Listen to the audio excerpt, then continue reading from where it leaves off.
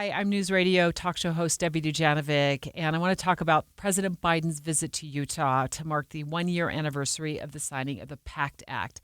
And in a moment, I'm going to give you some information to spread the word to veterans about how to sign up for backdated benefits to qualify for disability benefits under the PACT Act. It's very important to get this information to our veterans across Utah and beyond because there is an important deadline coming up. In a nutshell, what the PACT Act does is it extends disability benefits to veterans who served in areas of the world where they were exposed to toxic chemicals. So let's first listen to what President Biden had to say during his visit to Utah at Salt Lake City's VA. And then also hear from a war veteran of the Iraq and Afghanistan war about his thoughts on the president's visit to Utah. We have many obligations as a nation. We only have one truly sacred obligation, and that's to equip those we send into harm's way and care for them and their families when they come home and when they don't. 1 year ago today, we met that sacred obligation when I signed, after fighting so damn hard for the PACT Act, to sign it into law. And I want to thank all the veterans organizations for helping to make that happen, because it matters. The PACT Act is one of the most significant laws ever signed to help veterans exposed to toxic materials and help their families recover as well as receive compensation. Now, the burn pits in Iraq, where we're talking about, and in other countries, Afghanistan, even in parts of throughout the Middle East, they're the size of football fields, up to 100 yards long, 20 yards to 30 yards wide, and 8 to 10 feet deep. And everything you can imagine is thrown into these pits to incinerate them. The wastes of war, tires, poisonous chemicals, jet fuel, and so much more. Toxic smoke, thick with poison. I've seen them. And you can smell it in the air. You can sometimes see it.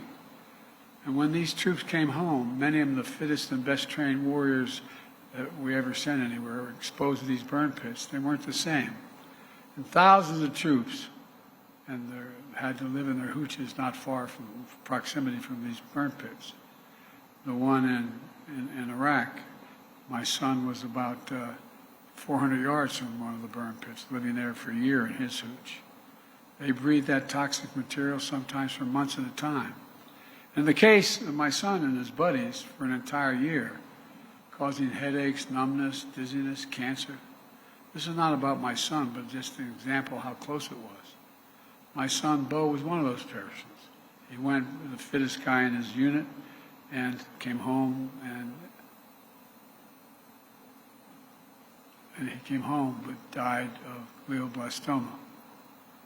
It's personal for my family, but it's also personal for so many of you. And here's what the law does.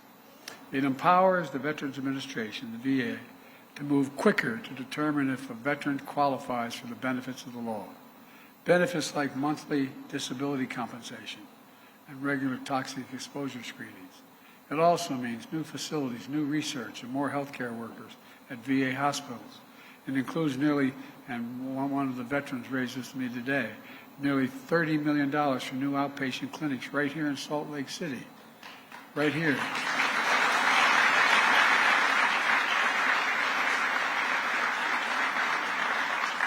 And for families that have suffered the ultimate loss, it means potential access to life insurance, tuition benefits for the surviving family members, home loan assistance, and monthly stipends, which cannot replace one of the breadwinners in their home, but it sure in hell can help.